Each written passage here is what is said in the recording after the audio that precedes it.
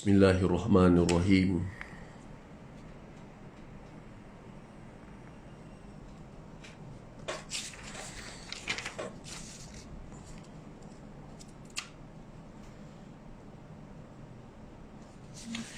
Bismillahirrahmanirrahim. Assalamualaikum warahmatullahi wabarakatuh. Innal hamdalillah nahmaduhu ta'ala wa nasta'inuhu wa nastaghfiruh wa na'udzu billahi min sururi anfusina wa min sayyiati a'malina. May yahdihillahu fala mudhillalah wa may yudlil fala hadiyalah. Wassalatu wassalamu ala man la nabiyya ba'dah wa ala alihi wa sahbihi wa man tabi'ahu wa walah. Rabbi shrah li sadri wa yassir li amri wahlul 'uqdatam min lisani yafqahu qawli. Rabbana iftah bainana wa baina qaumina bil haqq wa anta khairul fatihin. Allahumma faqihna fid din wa 'allimna ta'wil. Marilah sama-sama kita rafakkan kesyukuran pada Allah Ta'ala. Pada pagi ini kita bersama-sama, mudah-mudahan Allah Subhanahu Wa Ta'ala memberikan keberkatan kepada kita dan meletakkan kita bersama-sama di kalangan orang-orang yang beriman, seterusnya dimasukkan kita ke dalam syurga yang kekal abadi, insya-Allah Ta'ala. Amin.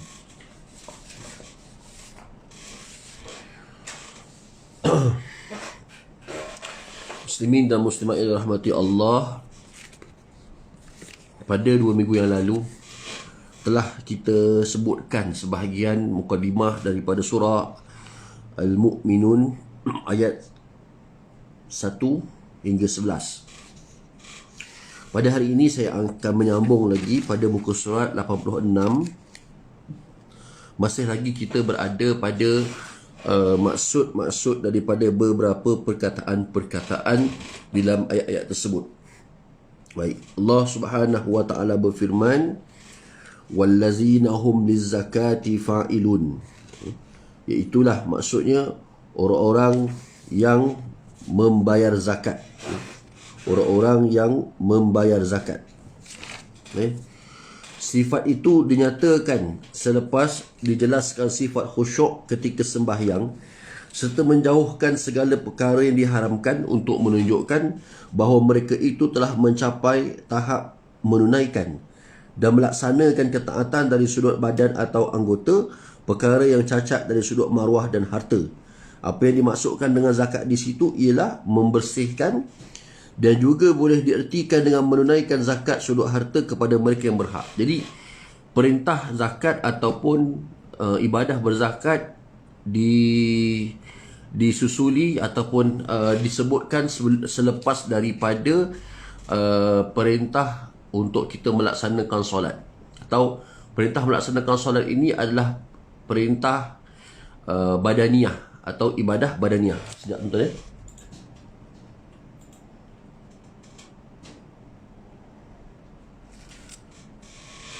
Okey, selepas daripada itu, selepas perintah badaniyah, barulah datang perintah untuk mengeluarkan harta. Ya, inilah perintah ibadah maliyah. Dipanggil ibadah harta. Itu dia. Jadi makna zakat itu sendiri daripada sudut lughatan adalah annamu wa ziyadah. Mensucikan, membersihkan dan menambah.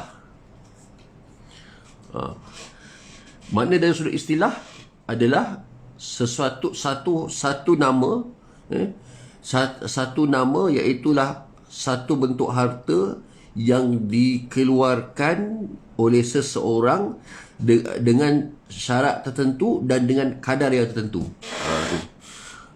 Makna kata itu namanya zakat. Jadi zakat ni bukan hanya sekadar zakat fitrah, tetapi ada juga zakat-zakat yang lain. Zakat emas perak, zakat biji-bijian, zakat tanaman, zakat simpanan, zakat pendapatan. Itu contoh zakat-zakat yang selain daripada zakat fitrah. Jadi semua zakat itu adalah bentuk harta yang perlu dikeluarkan, kerana sebahagian daripada harta tersebut adalah milik orang lain juga. Itu dipanggil ibadah maliyah. Baik. Kemudian li furujihim hafizun, iaitu menjaga dan mengawal kemaluan mereka daripada perkara yang haram, iaitu menjaga nafsu syahwatnya daripada perbuatan zina, juga liwat atau sihak dan lainnya. Jadi li furujihim hafizun membawa maksud supaya dipelihara akan kemaluan itu daripada perkara yang haram, sama ada zina, liwat maksudnya lelaki sama lelaki, ataupun seorang suami yang mendatangi isteri daripada jalan belakang, itu namanya liwat. Dan yang yang ketiga adalah sihak. Sihak adalah lesbian, lesbian. Jadi ini perbuatan yang dilarang oleh Allah Ta'ala. Dan hari ini selain daripada zina, liwat dan sihak, ada lagi istilah-istilah lain. Contohnya orang dewasa yang meliwat kanak-kanak. Ini dipanggil pedofilia. Penyakit ini ada di dalam masyarakat pada hari inilah. Okey. Jadi apabila perkara itu berlaku, perbuatan zina berlaku, liwat berlaku, sihak berlaku, sebenarnya kesan dosa satu perkara. Kedua adalah kesan daripada kesihatan manusia itu sendiri.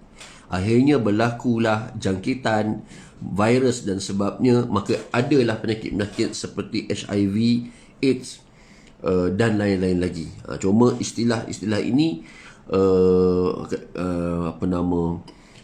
biasa kita dengar lah. Cuma kalau pergi hospital, kita tak boleh tahu yang ni mana satu HIV, mana satu AIDS. Biasanya tak diberitahu lah, kerana polisi kan, hospital. Baik. Illa ala azwajihim, iaitu terhadap pasangan mereka atau isteri-isteri mereka. Jadi perbuatan kita nak menyalurkan hawa nafsu itu di dalam agama yang dibenarkan adalah melalui ikatan yang kita panggil sebagai pernikahan. Itu yang diharuskan. Maka kepada siapa? Pasangan mereka, isteri-isteri mereka. Illa ala azwajihim, perkataan jamak di situ maknanya Islam membenarkan perkahwinan sehingga 4 orang. Jadi selama mana wujudnya ikatan pernikahan itu pada individu lelaki dan perempuan, maka hanya proses itu sahaja yang membenarkan hubungan kelamin boleh berlaku. Sebab sudah menjadi suami isteri, pasangan tadi. Au ma malakat aimanukum, hamba-hamba perempuan mereka dengan cara membelinya atau pembahagian daripada rampasan perang, iaitu hamba sahaya perempuan yang diperolehi melalui tawanan perang. Itu dia. Jadi auma malakat aimanukum hari ini dah tak ada dah. Maknanya hamba, sistem hamba sudah tidak ada lagi pada hari ini. Tetapi di zaman dulu, makna kata ada sistem hamba, maka mereka boleh mendatangi hamba mereka. Jadi syaratnya apa? Dengan cara membeli hamba tersebut, ataupun pembahagian daripada harta rampasan perang dijadikan sebagai hamba. Ghairu malumin, iaitu tidak melampaui pada atau dalam mendatangi isteri-isteri atau hamba-hamba milik mereka itu. Maknanya dalam hubungan suami isteri, apabila melakukan hubungan kelamin atau hubungan badan, mesti tidak boleh melampau atau mesti dengan cara beradab. Tidak boleh mencederakan, tidak boleh memukul, tak boleh. Walaupun hubungan badan itu berlaku, tak boleh dengan cara yang kasar. Okey, itu maksud ghairu malumin. Jadi orang yang melakukan perbuatan yang sedemikian, maka sebenarnya dia menyalurkan nafsu syahwatnya itu secara salah. Ini kena diperhatikan betul-betul. Baik. Famanittaqa wara'a zalika, sesiapa yang mencari atau menuntut selain daripada apa yang dibenarkan, perbuatan itu dikira menurut nafsu syahwat selain terhadap isteri dan hamba perempuan milik mereka. Jadi siapa-siapa yang menyalurkan syahwat selain daripada apa yang dibenarkan, selain daripada jalan pernikahan dan selain daripada isteri dan hamba sahaya, maka perbuatan itu dianggap melakukan zina atau mengeluarkan mani dengan tangannya. Jadi hukumnya haram, berdosa. Okey, ini kena difahamkan betul-betul. Jadi famani bertagha wara azalika, maka jangan kita mencari atau melampiaskan hawa nafsu itu selain daripada cara yang telah dibenarkan, iaitulah dengan melakukan akad nikah atau pernikahan. Itu sahaja yang dibenarkan. Lain daripada itu, Allah Subhanahu Wa Taala melarang. Okey, baik. Famani bertagha wara'a zalika al-adun. Ia dikira melampaui batas yang telah ditetapkan atau melanggar batasan dengan melakukan perkara yang tidak dihalalkan atau melampaui batasan syarak, iaitu sesiapa yang mendatangi atau melakukan persetubuhan jenis bukan dengan isterinya atau bukan hamba mereka itu adalah orang yang melanggar hukuman dan batasan Allah. Tilka hududullah, begitulah batasan-batasan Allah. Jadi orang yang melakukan persetubuhan bukan dengan isteri, bukan dengan hamba, lepas tu bukan pula dengan jalan pernikahan, maksudnya bila begitu bukan jalan pernikahan lah, maka mereka itu sudah dikira sebagai melanggar hukuman dan batasan Allah Subhanahu Wa Taala.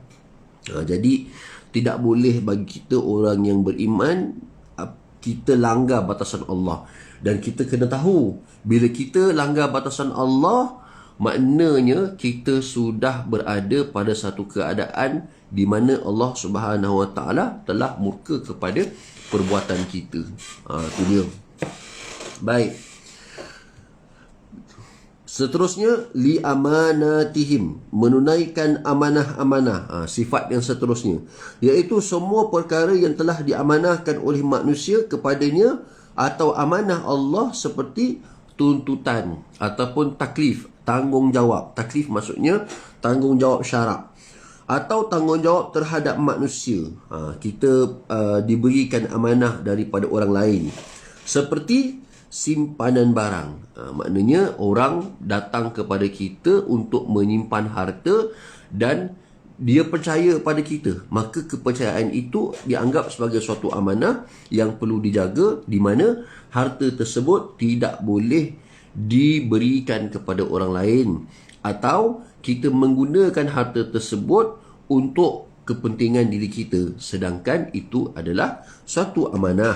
Baik, kemudian orang beriman yang berjaya ialah mereka yang apabila diberikan amanah atau diberikan tanggungjawab amanah, mereka tidak mengkhianatinya, bahkan mereka menjaganya, menunaikannya dan menyerahkannya kepada orang yang berhak. Jadi sikap kita apabila menerima amanah daripada orang lain, sama ada barang dan sebagainya, ini perlu kita tanya kepada diri kita sendiri, apakah kita mampu untuk menjaga amanah tersebut. Okey, bentuk-bentuk kerahsiaan merupakan suatu amanah yang kita tak boleh ceritakan kepada orang.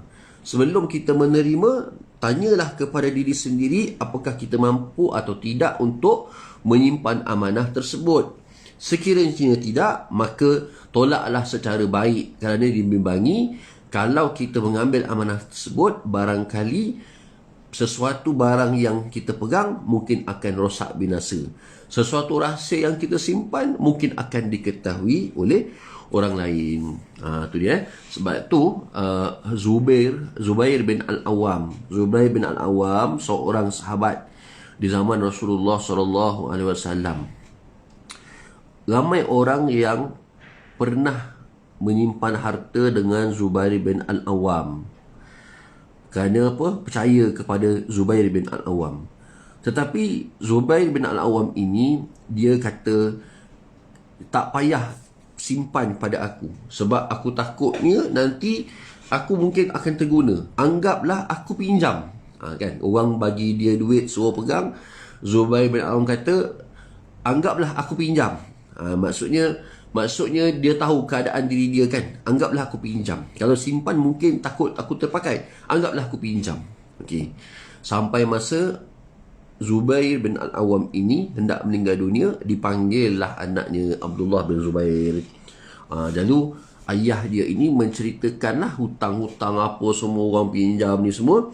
Maka Abdullah bin Zubair selepas ayah dia meninggal dunia, dia menjual tanah, sekeping tanah yang dibahagi-bahagikan kepada beberapa bahagian, dan dia tawar kepada orang lain. Dia kata, siapa yang nak beli tanah-tanah ini, saya nak bayar hutang arwah ayah saya.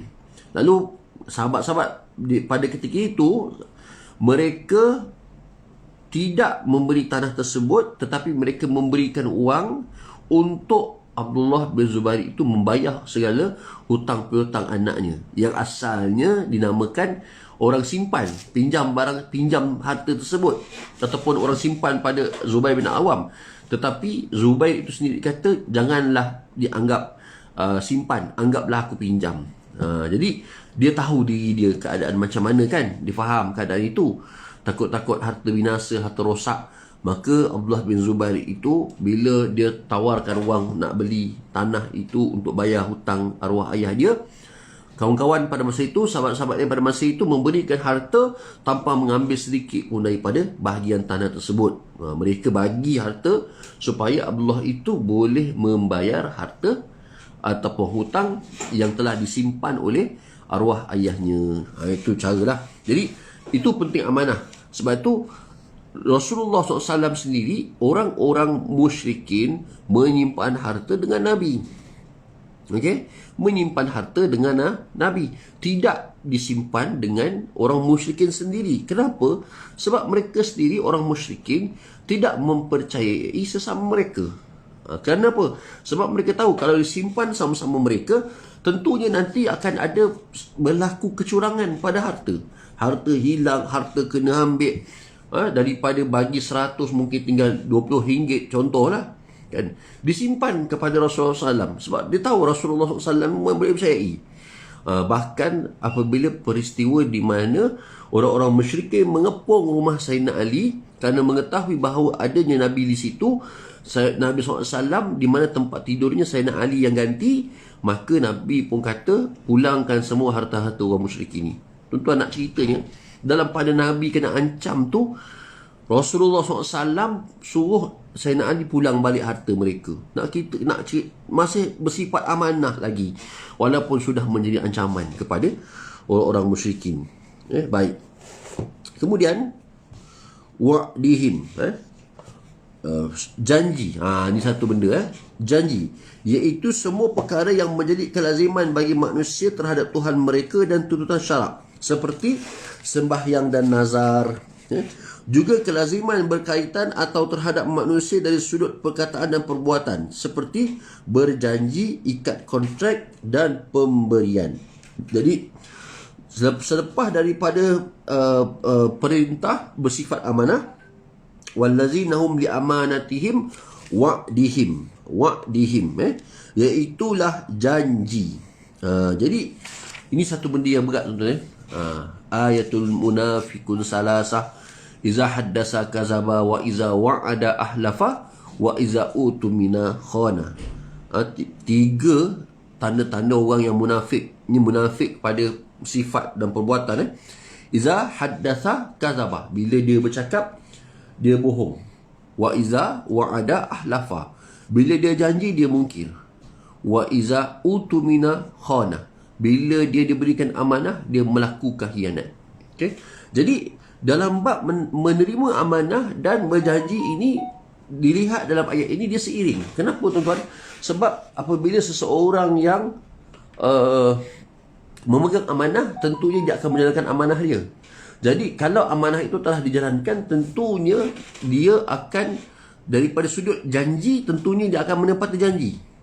Begitu. Jadi orang yang boleh menunaikan amanah, orang itu juga boleh menunaikan janji. Itu penting. Tapi kalau orang itu tidak amanah, secara automatik orang itu tidak dipercayai janjinya. Ini automatik. Kalau orang itu tak amanah, maknanya janji pun dia tak boleh dipakai, orang kata. Itu dia. Ini kerana janji itu berkait dengan amanah juga. Okey. Sebab itu apa-apa yang berkaitan dengan janji, sama ada janji kita sebagai manusia kepada Allah Ta'ala. Contohnya solat, kan? Kita ada perjanjian dengan Allah Ta'ala. Nazar, kita nazar tu kita sudah berjanji dengan Allah Ta'ala. Sebab tu nazar tu sebenarnya ada kifarah dia kalau tak buat. Okay? Ataupun perjanjian antara manusia dengan manusia. Kita buat kontrak, kita berjanji secara lisan, secara mulut.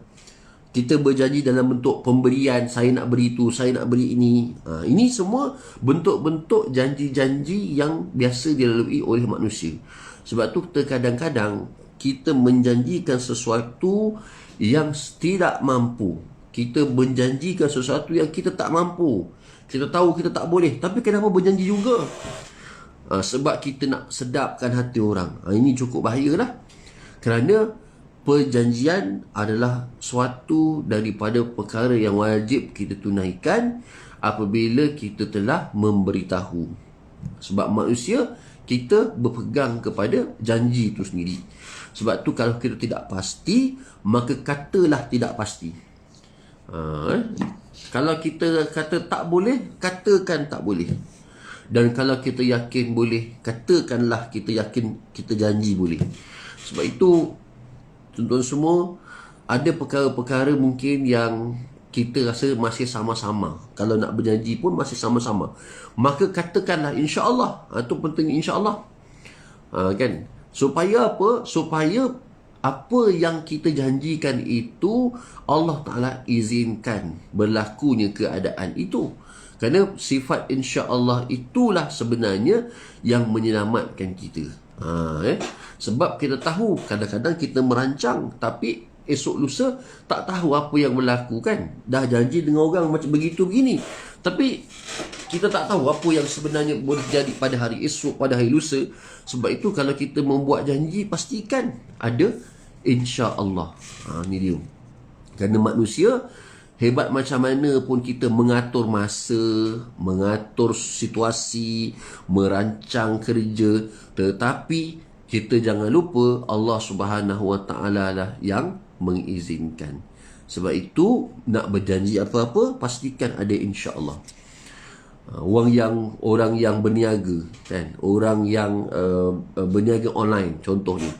Kadang-kadang customer nak beli barang online. Dia akan ceritalah benda-benda tu, dan dia akan beri jaminan sekian, jaminan sekian, jaminan sekian, sampai pada masanya jaminan itu tidak ada. Kalau barang itu rosak, tak boleh dikembalikan contohnya. Kalau pun boleh digantikan, nanti kena tunggu lagi 2 minggu contohnya. Lepas tu nak minta ganti baru pun kena tunggu lagi.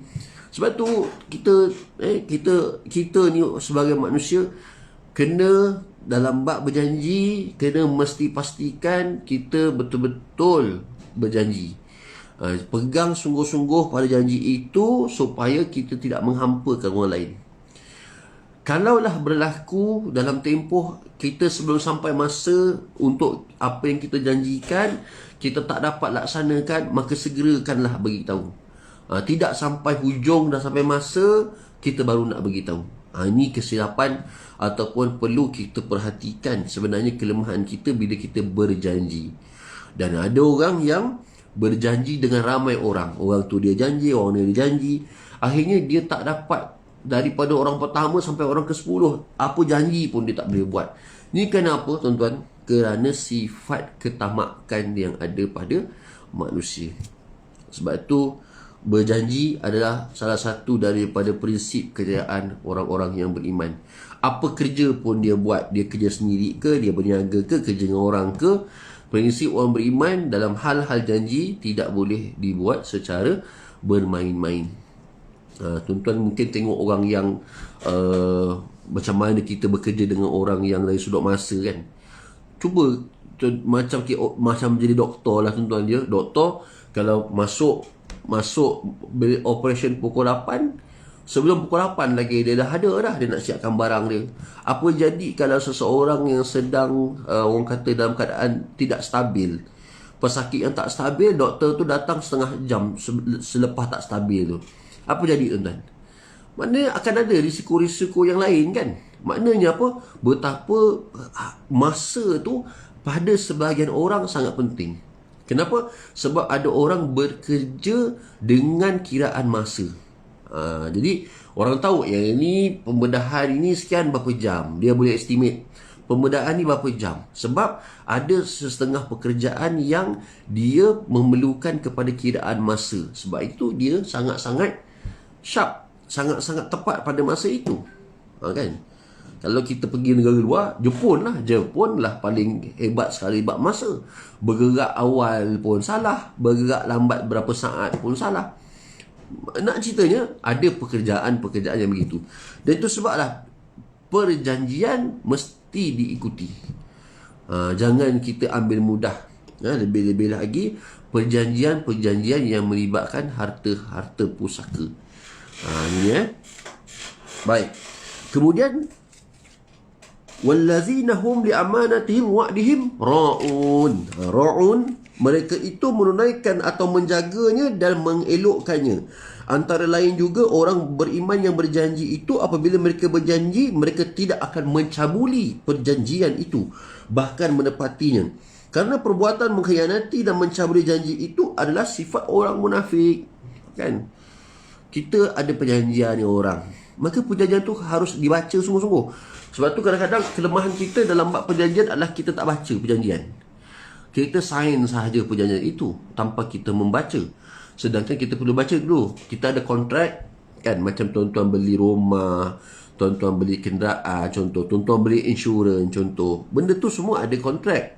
Apa boleh, apa yang tak boleh, apa kita dapat, apa kita tak dapat, perlu dibaca. Perlu dibaca. Kelemahan kita, mungkin masyarakat kita sendiri, kelemahannya adalah sebahagian mereka adalah bila dapat satu kontrak, mereka tidak baca secara lumat, bahkan terus sign aja. Kan? Perjanjian harta pusaka contohnya lah, ada hebah contohnya, kena tanda tangan, kena baca dulu, kemudian baru tanda tangan. Baca dan fahamkan, maka tidak akan timbul isu-isu yang berbangkit selepas daripada kita memahami apa yang kita baca daripada perjanjian itu.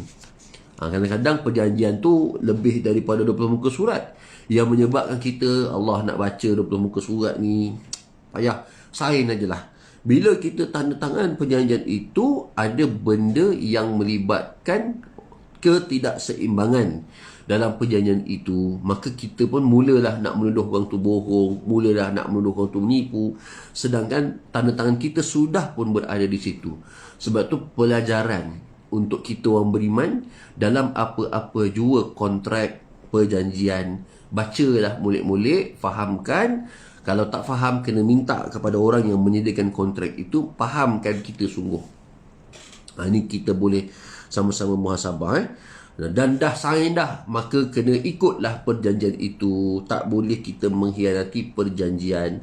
Ini antara sebab yang berlaku di mana Rasulullah SAW masuk ke kota Mekah dan menawan kota Mekah, kerana orang-orang musyrikin Mekah telah melanggar perjanjian, di mana orang Yahudi yang berada di bawah naungan mereka telah menyerang Yahudi yang berada di bawah jagaan Rasulullah SAW di Madinah. Berlakulah Nabi masuk ke Mekah, Nabi tawan di Mekah, sebab Nabi anggap ini adalah pelanggaran perjanjian.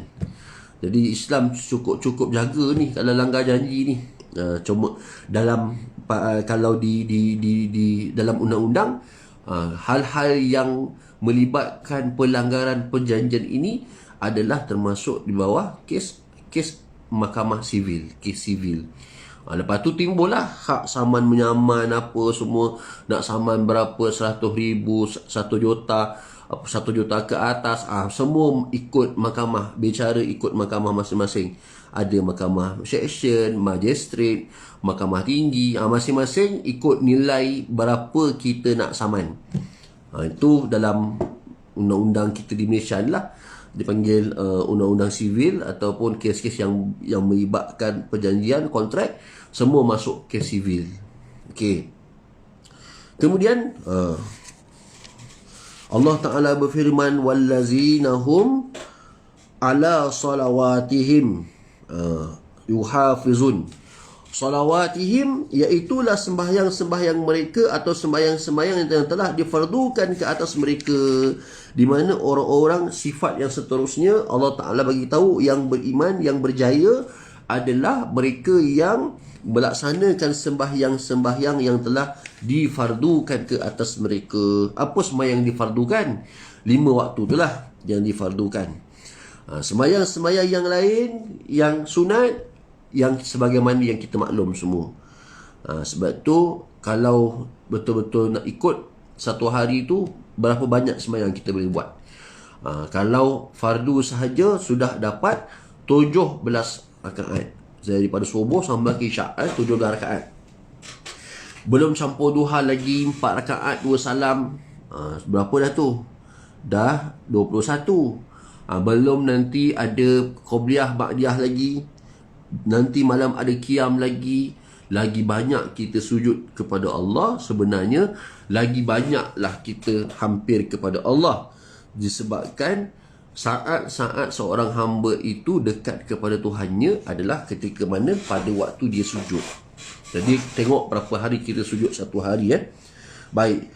Yuhafizun, mereka menunaikannya pada waktu yang telah pada waktunya, atau melaksanakan tetap tepat pada waktunya yang telah ditentukan. Orang beriman itu tetap menunaikan sembahyang pada waktunya dengan cara yang sempurna. Jadi masuk waktu zuhur, semayanglah zuhur. Masuk waktu asar, semayanglah asar pada waktunya.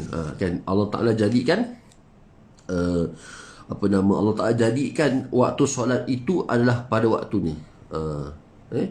Kitabam mauquta, inna salata kanat alal mu'minina kitabam mauquta. Solat itu telah dijadikan bagi orang-orang yang beriman itu di atas waktunya. Ini waktu masuk solat pada tepat. Dia masuk waktu solat terus mayang. Itu dia. Jadi itu namanya yuhafizun, orang yang menunaikannya dan melaksanakannya pada waktu yang telah ditetapkan. Azan saja kita dah mari masjid. Yang lagi elok, sebelum azan sudah sampai ke masjid. Itu baru disebut yuhafizun, memelihara. Sebab tu kalimah imarah atau mengimarahkan, innama ya'muru masajidallah, ya'muru kan. Kalimah pengimarahan itu sendiri membawa maksud seseorang. Definisi seseorang yang sentiasa berulang alik daripada rumah ke masjid. Maknanya dia mengimarahkan. Jadi orang yang acap kali ulang alik subuh, zuhur, asar, maghrib, isyak, ulang alik, ini namanya orang yang termasuk dalam konsep pengimarahan. Ya'muru masajidallah.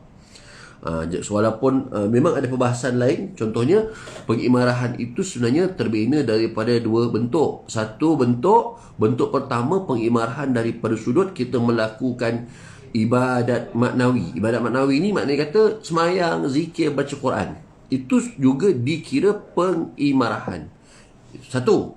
Kedua adalah imaratu hissi. Kita mengimarahkan rumah Allah ini dengan selain daripada ibadat rohani. Kita gotong royong, cuci kapet, kita bersih basuh beranda apa semua. Kan contohnya lah, kita mop lantai, basuh tandas. Lebih pula lagi kalau orang yang buat kerja di rumah Allah atas bumbung, tampal bumbung bocor, siminkan bumbung itu. Semua ni orang yang termasuk dalam kategori ya innama ya'muru masajidallah. Tu kerana makna pengimarahan itulah dia. Sama ada pengimarahan dari sudut hissi, mereka buat kerja-kerja yang mana orang boleh selesa nak semayang, bergotong royong, vacuum kapet, dan juga imarah maknawi, mereka yang beribadah dengan baca Quran, berzikir, ibadah rohani itu sendiri. Jadi itu makna pengimarahan. Jadi tidaklah namanya pengimarahan itu hanya semata-mata kita semayang berzikir, tidak hanya semata-mata kali itu. Tetapi lebih daripada itu adalah imaratu hissi juga berlaku. Di mana apa-apa kerja yang kita buat di dalam rumah Allah termasuklah ia sebagai proses pengimarahan. Dapat pahala Baik. Kemudian ulaika. Ulaika humul warisun. Ulaika maksudnya ia ditujukan dan isyaratkan kepada mereka yang telah mana terkumpul pada diri mereka semua sifat yang telah disebutkan di atas tadi. Kan banyak sifat yang disebutkan tadi tu. Ulaika, mereka tu semua Ulaika humul warisun. Al-warisun maksudnya mereka mewarisinya atau mendapatnya dan bukan orang lain. Lalu mereka itu berhak mendapat kurniaan dan pewarisan itu. Jadi orang yang dah disebutkan sifat-sifat tadi yang awal kita sebut tadi tu, daripada mula orang yang khusyuk, orang yang tidak melakukan sia-sia, orang yang bayar zakat, orang yang menjaga kemaluan, yang orang yang menjaga amanah dan perjanjian, yang memelihara solat, mereka ini adalah al-warisun, orang yang mewarisinya atau mendapatnya dan bukan orang lain. Bila mereka ada sifat-sifat tersebut, mereka memiliki ciri-ciri orang-orang yang mukmin. Tu dia. Jadi sifat-sifat ni perlu dilihat ke dalam diri kita sendiri, apakah sifat-sifat yang telah disebutkan ini benar-benar sudah wujud di dalam diri kita. Tu. Jadi Al-Quran ni tuan-tuan semua, bila nak diletakkan satu sifat kepada seseorang, menisbahkan satu sifat kepada seseorang, syarat itu memang cukup ketat. Barulah solid. Mukmin tu solid pada orang. Sebab syaratnya pun dapat diikuti. Cuma syarat tu gitulah. Ketat syarat dia. Lebih-lebih lagi kalau solat yang dilaksanakan pada waktunya. Jadi subuh kalau 5.40, tuan-tuan 5.40 kena ada. Jadi sebab Al-Quran itu sendiri mendefinisikan satu-satu sifat yang ada pada orang, syarat-syarat tu memang cukup banyak, cukup ketat, cukup sempurna, cukup teliti. Dia tidak cukup syarat secara sembrono. Sebab tu ini boleh dikatakan sebagai satu syarat untuk jadi orang mukmin ni, bila dia ikuti semua apa-apa yang telah disifatkan itu, maka segala sifat-sifat itu telah mencukupkan syarat untuk jadi orang mukmin. Maka Allah Ta'ala kata ulaika humul warisun, mereka itu mewarisi. Tu dia. Okey, apa ulaika humul warisun? Allazina yarisunal firdausa hum fiha khalidun, iaitulah mereka mewarisi syurga yang paling tinggi tingkatannya atau martabatnya, syurga Firdaus. Jadi dalam Al-Adhkar Imam An-Nawawi memang diajarkan, Rasulullah SAW ajarkan kepada kita, kalau nak minta syurga, mintalah syurga Firdaus. Ini Allah ajar. Berdoa kepada Allah, Nabi ajar, nak minta syurga, minta syurga Firdaus, kerana syurga Firdaus adalah syurga yang paling tertinggi sekali di dalam syurga. Okey. Hum fiha khalidun, mereka itu orang beriman yang berjaya dengan memiliki sifat-sifat tersebut, masuk ke dalam syurga Firdaus dan berkekalanlah mereka tinggal di situ. Maka semua itu adalah diisyaratkan kepada janji-janji Allah untuk mereka. Okey, jadi senang atau susah kita nak masuk syurga bergantunglah kepada sifat yang Tuhan dah sebutkan tadi. Jadi bila kita dah cukup sifat itu, cukuplah dikatakan bahawa kita orang yang mukmin, dan hasil daripada kita jadi orang mukmin tadi, maka Allah kata kita mewarisi syurga Firdaus itu dan kekal di dalamnya. Jadi sempurna ayat tu, sempurna cerita tu. Cerita ni sempurna. Tuhan sebut sifat, Tuhan declare lagi orang yang dah ada sifat ni semua ni, mereka semua ni akan mewarisi syurga Firdaus, dan Allah Ta'ala endingkan cerita tu, mereka tu semua kekal dalam dia. Jadi sebab tu tuan-tuan semua, kita tanya pada diri kita, apakah cerita ini boleh atau tidak bercita-cita dalam hati kita supaya apa yang telah Allah Ta'ala sediakan buat kita di dalam syurga Firdaus itu, kita mampu untuk mencapainya. Ini kita kena tanya diri kita. Baik. Sebab nuzul, sebab turunnya ayat. Berkaitan sebab turunnya ayat dan sejarah surah Al-Mu'minun itu terdapat beberapa riwayat tentangnya. Ini sebabun nuzul atau sebab turunnya ayat ini. Sebagai satu pengajaran lah. Diriwayatkan, yang pertama, diriwayatkan bahawa para sahabat telah bertanya kepada Aisyah berkenaan dengan akhlak Nabi SAW. Aisyah menjawab, yang bermaksud akhlak Nabi ialah sebagaimana akhlak Quran, kana khuluqul Quran, sambil beliau membaca ayat 1 hingga 9 surah Al-Mu'minun dan menyatakan bahawa itulah akhlak Nabi. Ini adalah pandangan pertama, riwayat yang pertama. Jadi ayat ini diturunkan kerana para sahabat tanya kepada Sayyidatuna Aisyah tentang akhlak Nabi. Sayyidatuna Aisyah jawab, akhlak Nabi seumpama Quran, dan Aisyah membacakan surah Al-Mu'minun ayat 1 sampai ayat 9. Okey, itu dia. Pertama. Yang kedua, riwayat daripada Umar Al-Khattab adalah Rasulullah SAW. Apabila turunnya wahyu kepada baginda, baginda mendengar ketibaan wahyu itu seperti dengung lebah. Dengung lebah, bunyi lebah ni, bunyi lebah kan bunyi zzz, kan, gitu bunyi lebah. Okey. Baik. Jadi itu salah satu daripada bentuk tanda, alamat, isyarat wahyu sedang turun. Kalau bunyi betul, bunyi desing tu, bunyi macam bunyi lebah terbang tu, itu adalah salah satu daripada beberapa alamat-alamat wahyu akan turun. Okey. Kemudian pada suatu hari Rasulullah SAW menerima wahyu dalam keadaan dengung lebah tersebut. Selepas habis wahyu itu, baginda kelihatan gembira lalu membaca ayat 1 hingga 10 surah Al-Mu'minun tersebut. Jadi Nabi SAW menerima wahyu dalam keadaan wahyu itu turun, bunyi berdengung, berdesing, berdengung macam bunyi binatang lebah yang terbang tu. Kemudian Nabi gembira baca ayat surah Al-Mu'minun ni. Sebab tu proses satu-satu hukum berlaku di zaman Rasulullah SAW mengikut peristiwa. Jadi bila ayat Quran turun, barulah Nabi beritahu kepada para sahabat. Sebab proses wahyu itu berlaku seiring dengan berlakunya satu-satu peristiwa pada masa itu. Kan? Berlaku peristiwa, Allah Ta'ala jawab. Berlaku peristiwa, Allah Ta'ala turunkan wahyu. Berlaku peristiwa lagi, Tuhan turunkan wahyu. Sampailah Nabi SAW wafat. Lepas tu dah tak ada wahyu lagi turun dah. Okey. Menurut riwayat Al-Hakim yang bermaksud, sesungguhnya Rasulullah SAW ketika baginda sembahyang. Ni yang ketiga. Sesungguhnya Rasulullah SAW ketika baginda sembahyang, baginda memandang ke arah langit atau mendongak ke atas, lalu turunlah ayat allazina hum fi salatihim khashi'un.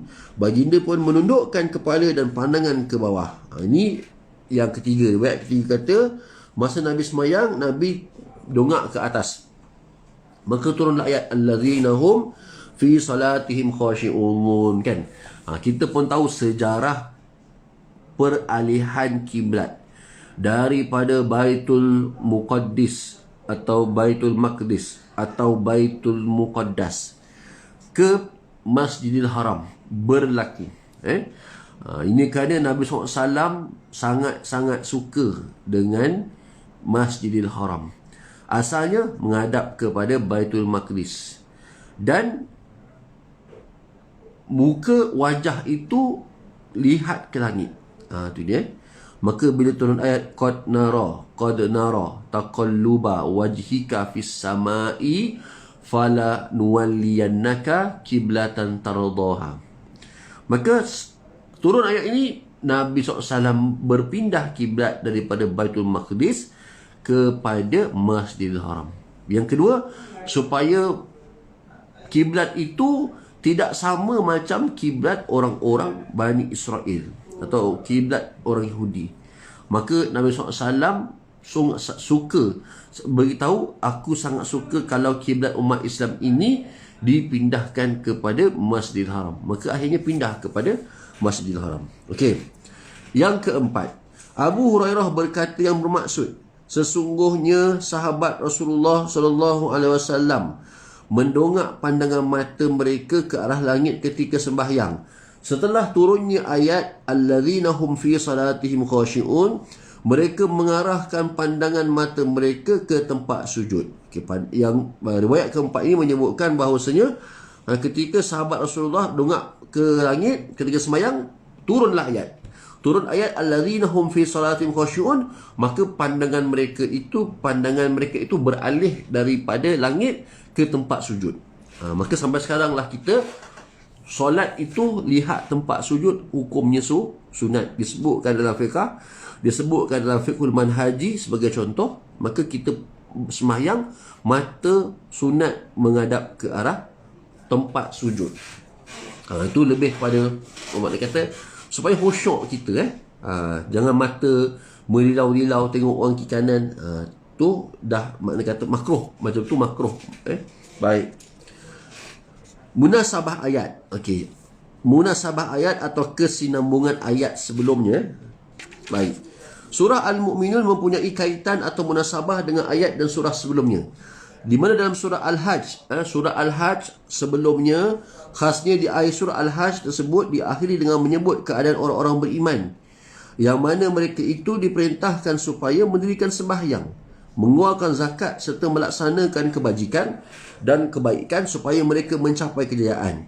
Justru keadaan orang mukmin dan sebahagian daripada sifat mukmin yang berjaya dinyatakan dalam surah Al-Hajj terus dinyatakan dalam permulaan surah Al-Mu'minun itu. Jadi sebenarnya sifat-sifat orang mukmin itu telah dahulu diterangkan pada akhir ayat dalam surah Al-Hajj. Itu dia. Jadi apakah sifat tersebut? Iaitulah mendirikan sembahyang, mengeluarkan zakat, melaksanakan kebaikan untuk mencapai kejayaan. Ini akhir surah Al-Hajj. Jadi kesinambungan daripada ayat sebelum dan ayat selepas adalah dia menyambung lagi menyebut tentang sifat-sifat orang mukmin dalam surah awal surah Al-Mu'minun. Itu dia. Baik. Munasabah ayat selepas. Okey, ayat selepas daripada ayat yang ke-11. Ayat yang ke Allahumma salli Muhammad, ayat yang ke-11 ini Ayat sebelum menjelaskan di antara sifat orang-orang beriman yang berjaya ialah mereka yang menjaga kehormatan, amanah, sembahyang penuh khusyuk, yang mana mereka itu akan ditempatkan dalam syurga Firdaus. Ini kita dah sebut tadi, syurga Firdaus, syurga tinggi. Seterusnya, ayat selepasnya pula menjelaskan berkaitan suruhan supaya melihat, memikirkan kekuasaan Allah terhadap hamba dan penciptaan manusia itu sendiri. Antara sifat kuasa Allah ialah menciptakan manusia yang penuh kesempurnaan dan terancang rapi. Kan? Ini nak ceritanya kesempurnaan yang Tuhan jadikan kepada manusia. Kan? Dalam surah laqad khalaqnal insana fi ahsani taqwim. Jadi sebaik-baik kejadian, seelok-elok rupa, secantik-cantik bentuk. Kan? Maka kerana itu mata kita sepasang, telinga kita sepasang, hidung kita ada 2 lubang. Maknanya semua tu adalah Allah Subhanahu Wa Taala jadikan. Jadi itu sahaja sudah terlihat kesempurnaan, dan tidak ada siapa-siapa pun yang boleh menciptakan satu makhluk yang lebih sempurna daripada apa yang Allah Taala telah jadikan. Jadi kita masing-masing. Cumanya pada diri manusia itu kadang-kadang memanglah ada kelemahan, ada kekurangan. Maknanya ada yang lahir tidak sempurna, tetapi bentuk asal manusia itu sudah dianggap sempurna. Kejadian mereka itu kejadian yang baik, kejadian yang cantik. Cukup tangan sepasang, cukup kaki sepasang untuk berjalan. Jadi cuba secara logik kita fikir, kalau anggota-anggota ini akan bertukar tempat. Mata kita bertukar di telinga, telinga kita bertukar di mata, tangan kita tukar pada kaki, kaki kita tukar pada tangan. Cuba kita bayangkan keadaan ini, tuan-tuan semua. Kita menunjukkan bahawa betapa lemahnya kita. Betapa lemahnya kita. Sebab akal yang kita dapat juga adalah milik Allah Subhanahu Wa Taala. Jadi ilmu manusia itu memang terbatas.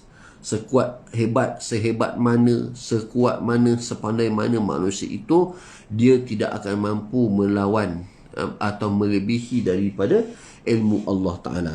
Baik, kemudian oleh itu hendaklah mereka sedar insaf mengenang nikmat tersebut dan mengingati Allah, kerana mereka akan dimatikan, dihidupkan semula, dan kepada Allah akan dikembalikan. Jadi Bila kita faham kuasa Allah Ta'ala adalah kuasa yang sempurna, menciptakan manusia dengan penuh kesempurnaan, dengan rapi.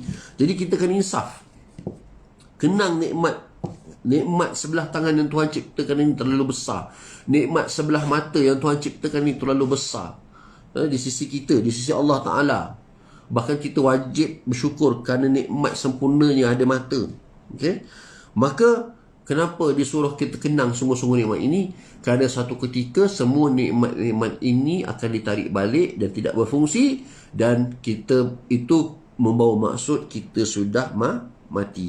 Bila mati, semua nikmat-nikmat ini tidak lagi berfungsi. Bahkan nikmat-nikmat ini akan luput dimakan oleh ulat-ulat di dalam tanah. Telinga kena makan, tangan kena makan, kaki kena makan, sudah luput. Bahkan mungkin yang tinggal hanya tulang belulang sahaja. Yang tinggal hanya tulang belulang sahaja. Sebab itu, tuan-tuan semua yang dirahmati Allah, apa yang ada pada diri kita ni, manfaatkanlah sungguh-sungguh dengan kebaikan. Manfaatlah anggota tubuh badan kita ni dengan kebaikan. Sebab itu, akan dimatikan. Bila dimatikan, matinya jasad, akan reputlah kita punya jasad dimakan atau dimamah oleh ulat-ulat di dalam kubur. Kemudian nanti dihidup semula. Dihidup semula adalah kehidupan yang kedua di padang mahsyar nanti. Walaupun dia akan kembalikan jasad kita yang macam mana kita hidup di atas dunia dulu. Itu waktunya. Tetapi soal yang sekarang adalah, pada masa kita hidup sekarang atas dunia ni, adakah kita sudah selesai memanfaatkan semua anggota badan kita ni untuk kebaikan? Sebab tu tuan-tuan, kita kena ukurlah umur kita dengan amal kita tu, kena ukur. Berbaloi ke tidak hidup 70 tahun tanpa beramal? Berbaloi ke tidak umur 70 tahun tapi beramal baru 10 tahun? 60 tahun ni yang Tuhan akan soal. Jadi kita fikir. Kemudian, dan dihidupkan semula dan kepada Allah akan dikembalikan. Jadi, kenapa disebut mati bila hidup balik? Inilah peristiwa yang berlaku nanti, kan? Allazi khalaqal mauta wal hayata. Allah Ta'ala lah yang menjadikan mati dan hidup. Mati dan hidup maksudnya mati dunia, hidup balik hari akhirat. Okey? Liyabluwakum ayyukum ahsanu amala. Untuk dia melihat di antara kamu siapakah di kalangan kamu yang lebih baik amalannya. Dan kepada Allah akan dikembalikan. Kalimah istirja'. Inna lillah wa inna ilaihi raji'un. Sebab tu dalam apa jua bentuk musibah, dulu-dulu kalau sebut kalimah istirja', orang ingat kalimah istirja' itu inna lillah wa inna ilaihi raji'un hanya untuk orang yang meninggal dunia. Tapi alhamdulillah, pengembangan ilmu pada hari ini yang disampaikan dan hasil daripada kita masyarakat orang Islam yang nak belajar, hari ini orang dah faham dah. Kalimah istirja' bukan hanya sekadar untuk orang yang meninggal dunia, tapi untuk orang yang terkena musibah. Maka kalau jatuh basikal, jatuh daripada tangga, terseliuh, kalimahnya inna lillah wa inna ilaihi raji'un. Kemalangan jalan raya, walaupun kita terselamat daripada kemalangan itu, maka diajarkan istirja', inna lillah wa inna ilaihi raji'un. Kan, musibah harta hilang, harta terbakar dan sebagainya, maka kalimahnya inna lillah wa inna ilaihi raji'un. Musibah kepada anak, musibah kepada suami, isteri, maka inna lillah wa inna ilaihi raji'un. Dan kalimah itu sebenarnya menunjukkan kepada kita betapa kita manusia tidak mempunyai apa-apa kuasa selain daripada kita menyerahkan segala sesuatu kejadian itu kepada Allah Subhanahu wa ta'ala. Habis. Maka usaha kita sebagai manusia itu telah selesai setelah kita mengucapkan kalimah istirja' itu. Kembalilah pada Allah. Macam tu. Lain-lain bahagian, Tuhan nak bagi rezeki ke, Tuhan nak bagi ganti disebabkan kita kemalangan dan sebagainya, serahkan kepada Allah. Tapi itulah tanda orang beriman. Masa kita susah, kita ingat Allah. Masa kita senang pun, kita kena ingat Allah. InsyaAllah. Baik. Jadi saya berhenti dulu setakat itu. InsyaAllah kita akan sambung pada minggu depan. Huraian ayat. Dalam huraian ringkas, dia ada huraian ringkas, dia ada huraian yang terperinci, insyaAllah. Jadi kita sambung pada minggu hadapan, insya-Allah pada 23 hari bulan. Mudah-mudahan Allah Subhanahu Wa Taala berikan keberkatan kita, keberkatan umur, keberkatan tubuh badan, nikmat sihat, nikmat masa lapang kita. Ini contoh nikmat yang banyak orang tertipu. Mudah-mudahan nikmat-nikmat ini akan berterusan diberikan kepada kita untuk sama-sama kita menuntut ilmu walaupun secara atas talian ini, dan mudah-mudahan Allah Ta'ala terus berikan kita peluang untuk belajar, insya-Allah. Sekian aku lu qauli haza wa astaghfirullahal azima li wa lakum. Assalamualaikum warahmatullahi wabarakatuh. Terima kasih, insya-Allah.